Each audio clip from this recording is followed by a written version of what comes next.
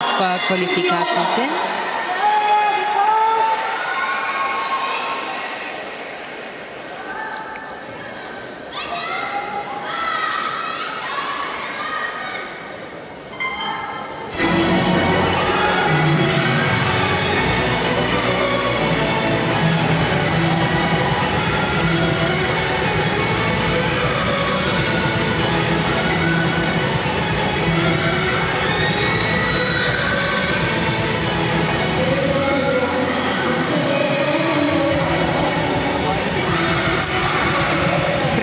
Двойки, тройки и групи се гледа и синхрона.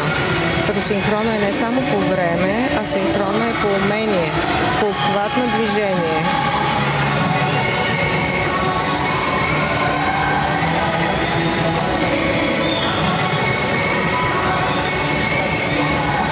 Поддръжка.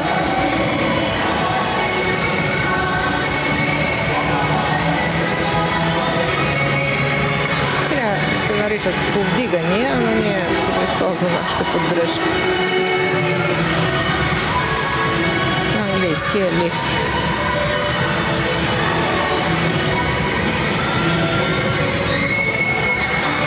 Чудесно изпълнение. Трябва да бъде изпълнено на полупалци. Ако не се зачита въртенето.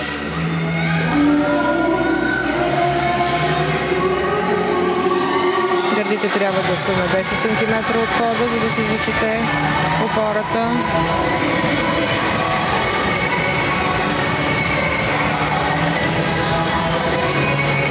Тук маховия крак трябва да е във вертикалната равнина, за да бъде зачетено.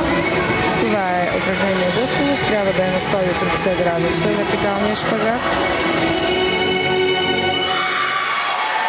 Съвсем малки грешки сега се забелязват. Тоест би им зачел